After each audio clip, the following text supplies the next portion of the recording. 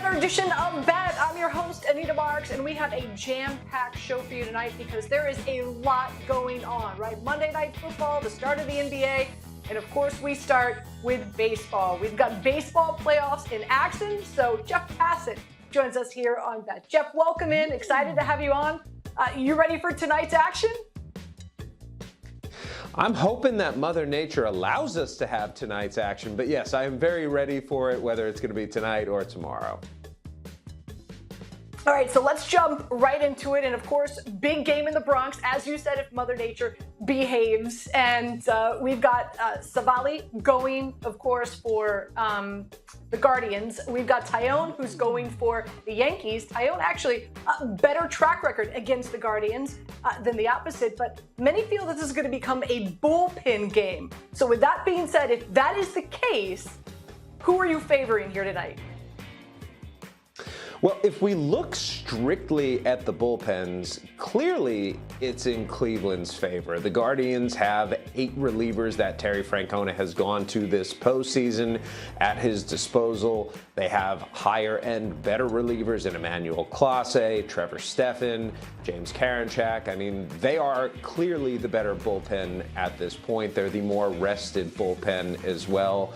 But we also have to look at lineups, and we also have to look at defense, and we have to look at all those other factors that are going to play into who wins this game. And if we're looking strictly on bullpen, it's Cleveland. But if we're looking at all those other things, plus home field advantage, and I understand in winner-take-all games in baseball, it's like 500 historically, so there is no home field advantage like you see in the NFL, but Yankee Stadium is a different place, and I think that is going to play definitely in the Yankees' favor, and I have them advancing to face the Houston Astros. All right, so the odds makers, they're favoring, obviously, the Yankees at home, minus 155 on the money line. As for Cleveland, plus 130. The total is 7.5. How are you playing this one? You know, 155, minus 155 is pretty heavy in the Yankees' favor. And I honestly, I don't think that it's going to be that clear cut of a game. What I will take is the under, and here's why. You look at ERAs around Major League Baseball this year, they are better in the bullpen than they are in the starting rotation. And if Aaron Boone for the Yankees and Terry Francona for the Guardians are going to have quick hooks tonight, that means that every time a hitter comes to the plate, he's going to be seeing a fresh arm, someone different than he did the other time. And more than that, I think managers are going to take risks tonight. And these sorts of risks for Aaron Boone, maybe not dipping into his bullpen, but going potentially into his rotation. And you always run the risk of guys being in uncomfortable positions. Say he tries to put Nestor Cortes in. Nestor Cortes is a starter, been a starter all year long. Let's say, and he volunteered for this, that Garrett Cole comes back for an inning tonight, and Garrett Cole is pitching the 9th inning. There are just so many things at hand here that I feel like it's going to be one of those 2-1, 3-2 type games. I'm playing the Yankees as well on the run line. I feel like Cleveland really an opportunity to finish this at home. I think being back here in the Bronx, you know, Yankee fans, Jeff, they're going to be rocking. Rizzo actually batting 286 in the postseason, hoping Aaron Judge has kind of turned that corner a little bit. He's finally getting contact on the ball. So I am playing the Yankees on the run line tonight. Let's take a look at the other series, right? We've got the Phillies, who eliminated the Braves. We got the Padres, who dominated the Dodgers. Now in that series, San Diego, minus 125 to win the series. Not some pretty, I think, tempting odds there for this Padres team. Based on what you've seen in the last series, how are you playing this? It's interesting. These two teams are very similarly built, actually. They have top of the rotation, legitimate starting pitching. They have some thump in their offense, but it's not a really varied game. You know, you're not going to see these teams running all that often. It's going to be more station-to-station type baseball. And you got bullpens that are overperforming compared to what the expectations were coming into the postseason. I think this one's going 7. And I've got the Padres but I do not feel good about that at all, and I would stay away from this series personally. But if you feel like the Padres at minus 125 are a good bet, then God be with you, Anita Marks. Listen, I gamble on everything. Let's take a look at game one. Okay, the Padres are a slight favorite. The over/under is at 6.5, which I think is kind of low considering the Phillies averaging 7 runs a game. As we know, just really has been crushing the cover off the ball. So game one, do you have a play? I actually disagree with you on this, and maybe I'm just fiending for low-scoring, tight-taut October baseball. But I look at the starting pitchers in this case, and I look at how deep starting pitchers have been going. There have been 8 cases this postseason with starting pitchers going 7 or more innings. There were only 4 of those in the last postseason. And Yu Darvish versus Zach Wheeler is an exceptional pitching matchup. Darvish was the best pitcher in baseball during September, won NL Pitcher of the Month, and his last start against the Dodgers was a little shaky, but his first start this postseason was superlative. And Wheeler, after he's come off the injured list, has been absolute nails. Guy who should have won the Cy Young in 2021, came back, and when he was healthy this season was really, really good. And then you look at those bullpens on top of that. I'll be curious to see how early Bob Melvin goes to someone like Robert Suarez, who's really been his high leverage guy, and how much this series especially they push Josh Hader. Can he be the guy who gets a 4, 5, even 6 out save, or are they going to try and limit him to those 1-inning saves? Okay, so needless to say, you are playing the under. Right? Jeff, thank you so much for joining us tonight on Bet and breaking this all down. Really do appreciate it. Enjoy the series. Thanks, Anita. You too. You got it. All right, from the diamond to the gridiron. So, Erin Dolan joins us to break down and do a deeper dive into this Monday night football matchup. Another riveting one, of course, as we're talking about the Denver Broncos and the Los Angeles Chargers. So, Erin, welcome in. How you doing? How you doing tonight? Obviously good considering the Eagles are 6-0. Great Sunday night football matchup. Beat up on the Cowboys. What more could you want on this Monday except probably a little bit of a better matchup? I'm not sure what the scheduling gods were doing with all these primetime games for the Denver Broncos. I'm over it. We need something new.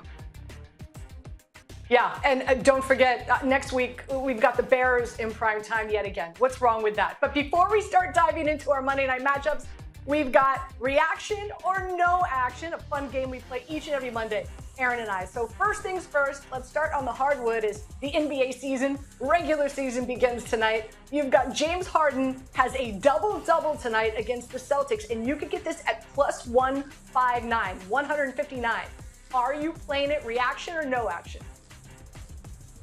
I'm going to go reaction on this one. So he actually had a double-double in 13 of the 21 games that he played for the Sixers. And I just think I really liked his assist prop over, and that was at 9.5. So obviously I thought he was going to be able to get 10 assists in this game, and he will be able to put up double-digit points as well. With the Boston Celtics, the one thing that I think is going to work against them is they are coming off that loss in the NBA Finals. They do have a head coach that they're not used to working under. Yes, everything, all this offseason drama. There was also, I felt like, a lot of drama on the team in general, just considering, remember there was conversation that Kevin Durant could potentially go there? Well, then who would they lose? I just think we're going to see a different type of team in this one. We know Robert Williams is also injured in this one. The Sixers, this is their season. If not, we got to blow it all up. So I do think that James Harden will be great in this game, and he will ultimately have a double-double. I like it, considering also that it's at plus 159. That's a really good value. Yeah, I'm with you. Reaction here for me. Last season, he averaged 22 points and 10 assists a game. And I think he wants to make, and I think the 76ers want to make a statement right out of the box against the Celtics. He's healthy and possibly, arguably, could be one of the best pick and roll duos in the NBA between him and Embiid. So I see him feeding Embiid all game tonight. So reaction as well. Question number 2, the Giants will win outright next Sunday against Jacksonville. They are a +3 dog coming off a really impressive win. Another win last week, yesterday actually, against the Ravens. Reaction or no action? This is a tough one, but I'm just going to go no action on this one just because it's probably a game I won't end up playing. Now, the Giants, they're looking good, okay? They're 4-1. I get it. I get it. But at the same time, the Baltimore Ravens, as we know, they are probably the worst fourth quarter team. We saw what they did against Buffalo. We saw what they did against the Miami Dolphins. They absolutely collapsed in that fourth quarter. It wasn't like the Giants came out slinging and somehow they were able to just sustain a lead and get the win. We know with the Giants, they are looking good with Saquon Barkley, and Daniel Jones is able to get those wins, and that's great. I just think against a little bit of stiffer competition, they might face some issues. Now, you would say Jacksonville is not really an upgrade in terms of their offensive defense against the Ravens, but in some ways I would say that defense is slightly better. So it's probably what I'm staying away from, so no action for me. I'm on the opposite side here, and maybe because I'm here in New York and I cover this team, but man, they have been really impressive. So reaction here for me. I actually feel the wrong team is favored here. So give me the dog. I might even play them on the money line.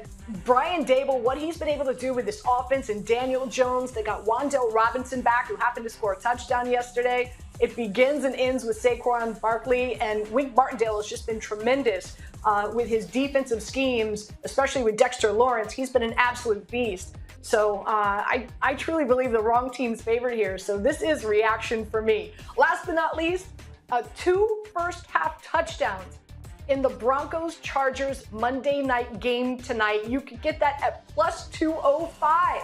What are you doing here? No action for me on this one. The Denver Broncos, they just don't score basically ever. Okay, we have 6 touchdowns for the Denver Broncos this entire season. In the first half of games so far, through 5 games, they've only had a touchdown 3 times. That's tied for the second fewest in the league. The Denver Broncos, they don't start off quick. I don't know what is wrong with them, but Russ is not cooking. We also know he's kind of dealing with that shoulder injury, so I do not think we're going to see 2 first half touchdowns in this game. Now, we take it to the Chargers side. Yes, they're averaging 16 points in the first half of games, so could they potentially put up 2 touchdowns? Yes, but I also think this Denver defense could potentially shut them down compared to some of the other competition that they have faced. So all around, I do think it'll be a low-scoring first half. I know the line's at 22.5 on Caesars, 23 on some of the other books. I would probably lean to the under in terms of that. I just don't see this being a very high-scoring affair to start the game. Yeah, I'm with you. No action here for me as well. As horrible as Denver's been on offense, defensively, they've been quite good. They've only allowed 5 touchdowns in 5 games. Also, they're top 10 in pressure rate. And as great as Justin Herbert is, when he's under pressure, his completion percentage dips about 20%. So I'm with you. We're going to get into the over and under in just a second. But in regard to this, no action for me as well. The Monday Night Football game, again, Denver going up against the Chargers. Chargers are favored by 4. It was 4.5. It's dipped down. The over-under is at 45.5. Erin, how are you playing it? I'm going to lean Chargers in this one only because the line has come down so much. I just don't trust the Denver Broncos. They're 1-4 against the spread in the first half, as well as 1-4 against the spread overall. So what I would do, because I don't really want to watch this entire game, I'm ready to take a melatonin and pass out after yesterday's affairs. So what we're going to do is we're going to play the first half spread. We're going to take the Chargers -3 on some of the other books right now. You can shop that down to -2.5. Reason being, like we already talked about, the Denver Broncos, they don't score, let alone they don't score in the first half. So I just, again, think that's going to be low scoring. I think the Chargers will be able to pull away in the first half, and then maybe we see a backdoor cover or things like that. But again, I am leaning Chargers as well. There's a potential they might roll the Denver Broncos, just because I feel like every game we say, eventually Russ is going to ride and do the whole let's ride thing. It's not working out for him. So I'm going to take the Chargers in the first half -3, and I'm leaning Chargers -4. So I think the play here is the under, right, at 45.5. Again, this is a Denver Broncos defense. They've only allowed 5 touchdowns in 5 games. Offensively, they're only averaging 16 points a game. Combined, their games are only averaging 31 points.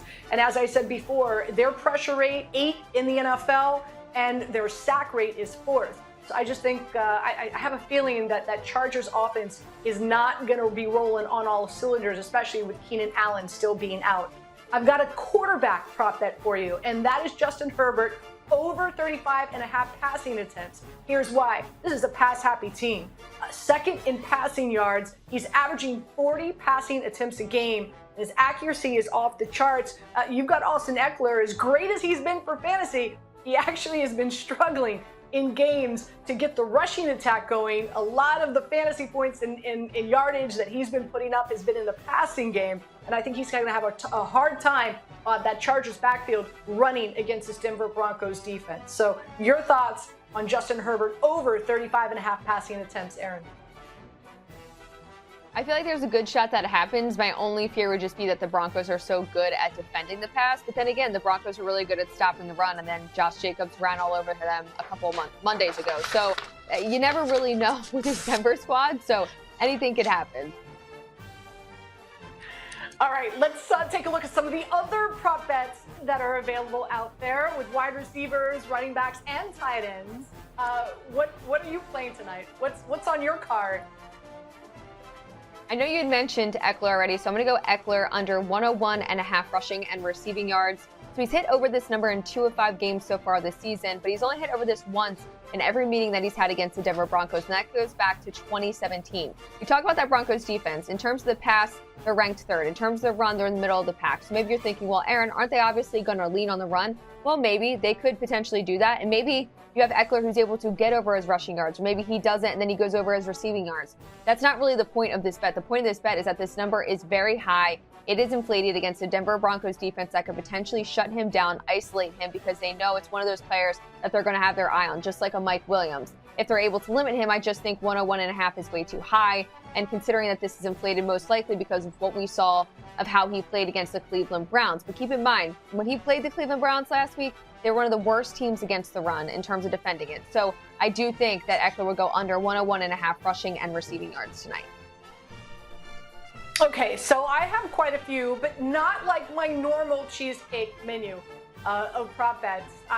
Maybe it's like it's Diet Monday, but let's dive into them. I have 3 for you. First and foremost, Mike Boone, who now has become the 1-2 punch in the backfield with Javonte Williams out to Gordon. I like him over receptions tonight. He went 3 for 3 for 47 receiving yards last week. He played 30 snaps, and also Gordon is dealing with a neck issue, so I do believe that he's going to get a lot more playing time. How about Sutton? There's a reason that I am wearing his shirt tonight. Over receptions, over receiving yards. He is Wilson's go-to. 11 targets last week, and Jacksonville's allowing 5 receptions and 80 yards to opposing wide receivers. And last but not least, Mike Williams, over receiving yards as well. No Keenan Allen, not expected to play tonight. He averaged over 100 receiving yards when Keenan Allen is out. The last 2 weeks, Erin, he has put up 254 receiving yards. So those are, I know it's not like 7 to 10 that I normally play, just 3, but 3 solid ones. Again, a big reason why is because I do like to bet overs on prop bets. I like to support and cheer for players to do well. And again, you and I are on the same page here. We just don't think a lot of points are going to be scored. With that being said, it's time for Pay Dirt Picks. And this is where Erin and we pick players that we think are going to score touchdowns each and every Monday night. So let's take a look at what we have done in the past. Erin is kicking butt, that's for sure. She put down $15 that Davante Adams would score a touchdown. Sure enough, he did. So she's sitting at 129.43. I was on Davante Adams as well. Not as much money, just $10, but nonetheless, I was also, Hunter Renfrow was his first game back. I thought he'd find the end zone. He did not. So I'm sitting at 97.08. So with that being said, who's scoring touchdowns tonight, Erin?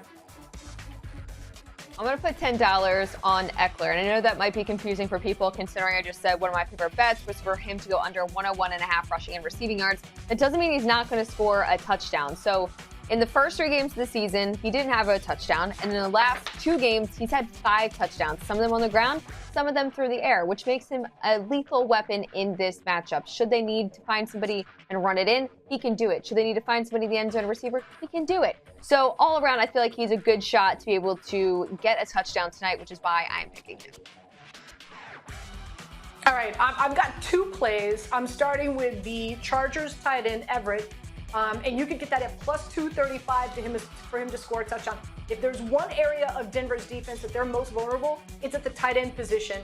They've given up two touchdowns to opposing tight ends. They rank 22nd against the tight end position. I also like Sutton to score a touchdown. Again, Chargers, not great against opposing wide receiver ones. 4 of their last 5 wide receiver ones that they've gone up against have scored touchdowns. So those are the 2 dudes I'm rolling some coin on that they find the end zone.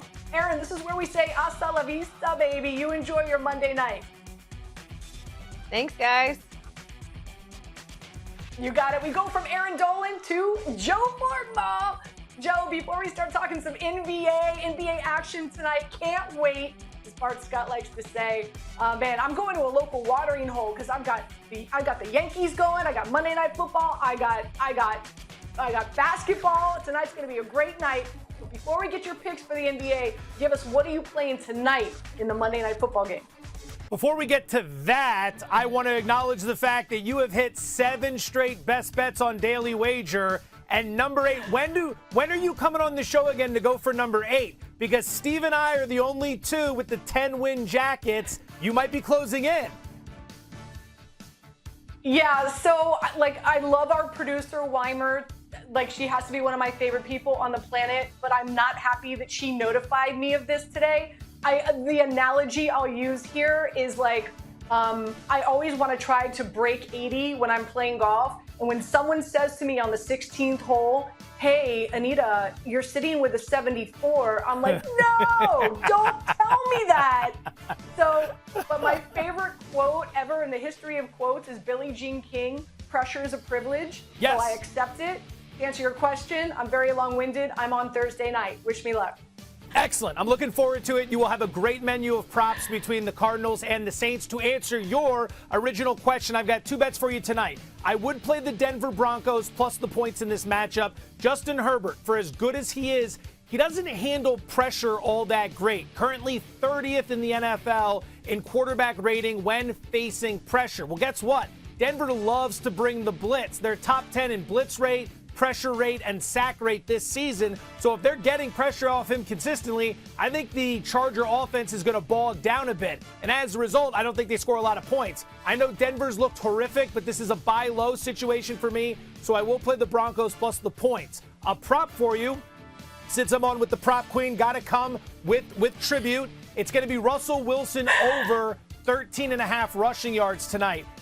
Late in that game against San Francisco in week 3, Russ realized he needed to use his legs to win the game, and he did. And then since then, he's been running much more, but the bookmakers have yet to adjust this. It probably should be sitting around 17 or 18 yards. Instead, they're still hanging 13.5, so I'm going to play that. I did see that you had a Mike Boone prop over 1.5 receptions. I would play Boone over rushing yards as well. It's like 28.5. Melvin Gordon's fumbling problems are going to get him burned. He had good burn against the Colts. He's going to have good burn again tonight. I really like that rushing yardage for Wilson. I'm on that as soon as this show ends. You can guarantee that. All right, let's turn our attention to what's going on in the NBA. We've got 2 great games tonight to kick off the season. 76ers going against the Celtics. Celtics favored by 2.5. The over-under is at 216. Joe, how are you playing it?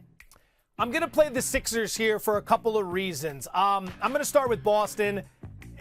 Off a tough loss last year in the NBA Finals, obviously. Still loaded, but everything they're going through with the head coach, the drama off the court, Udoka gets replaced. I know it's going to be the same system, but a lot of those players seemed like they were really caught off guard by this. Some of the comments made it seem like they didn't really understand why he had to step away from the team.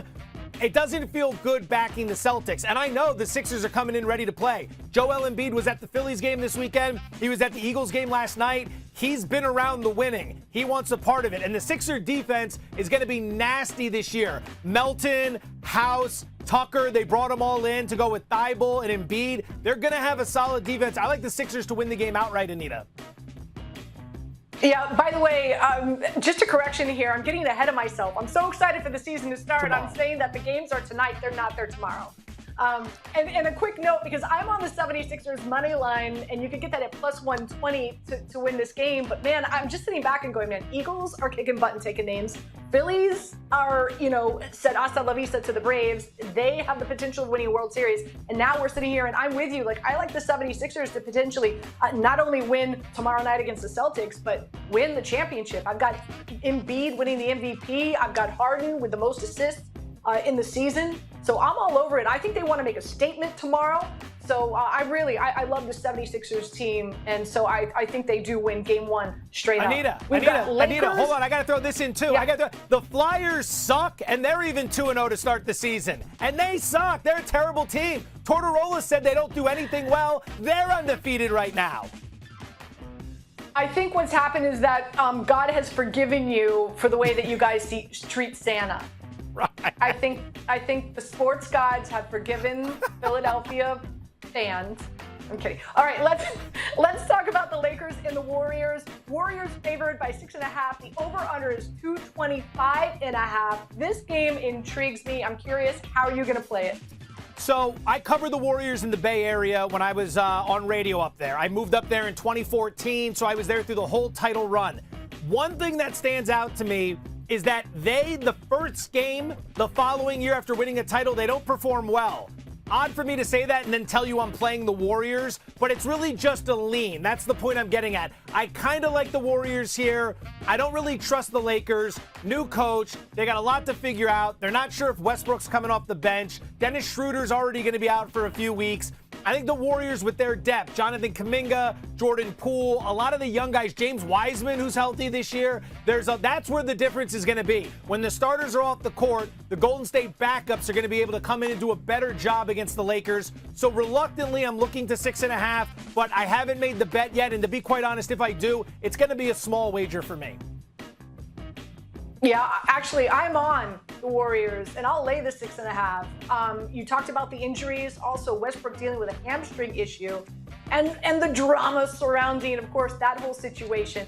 I know we talk a lot about the Warriors and how great they are offensively, especially with Steph Curry, but I don't think folks realize, unless you're a true NBA enthusiast, just how good their defense is, right? Like top 3 in field goal percentage allowed, top 3 in 3 points allowed, top 3 in 2 points allowed to their opponents, 74% rebounding, as well as they average about 9 steals a game. So, and I think it's going to take a minute for this Lakers team to really gel, find their way, find their groove, and then that's if they could stay healthy for the remainder of the season. Obviously, they're starting, well, outside of Westbrook, dealing with a hamstring issue, but I like this Golden State Warriors team. I'll lay the 6.5. So, this is about the time that we say goodbye to you, Joe. Any final thoughts before we do? I like your idea of hitting a watering hole up tonight for the Monday night game. The Yanks on as well tonight. Very interesting. I lean to 7.5, under 7.5 in that game. I think it's going to be very tight. Those are my final thoughts for you, Anita Marks. And don't even think about that streak come Thursday. Let it rip. Trust the process, as we say in Philadelphia. I adore you. You have a great night. Mwah. Joe Fortenbaugh joining us here on Bet. And as always, I like to end the show before I let you go. And Joe's from Philly. Actually, Weimer, we should have kept him on for this. So I laid a bet today, and I wanted to share it with the folks. Just watching the Philadelphia Eagles play last night, I was just so impressed. Now, I was on the Philadelphia Eagles prior to the season starting, but it's one thing to see a team on paper and say, wow, they've got so much talent, they've got so much depth. But then when you see them perform, then it starts sinking in and you're like, wow, Jalen Hurts really is the real deal. And things are coming together. There was one part of the game last night when they came out in the third quarter and Lane Johnson got injured. Micah Parsons took over the game. And the Eagles, they were able to adjust. They ran away from Micah Parsons. They were able to double team him. I just feel like not only do they have a great roster with a lot of depth and a lot of talent, they arguably have one of the best coaching staffs, I think, in the NFL. So I am all over this Philadelphia Eagles team. So this is how I'm playing them. Might be crazy here, but who's to say they don't go undefeated this season? Who are they playing? Their most difficult matchups, the Packers at home and the Titans at home in November and December. Okay, you want to believe in the Giants? Okay, but I still, give me the Eagles in those 2 games. Every position is great. They've got a lot of depth. And if they can stay healthy, I've got the Eagles going 17-0 at 12-1. And if they win the Super Bowl, you can bet it. They go undefeated and win the Super Bowl at 25-1. Why not throw some coin on that? Everybody, enjoy the game tonight. Thank you so much for tuning in to bet.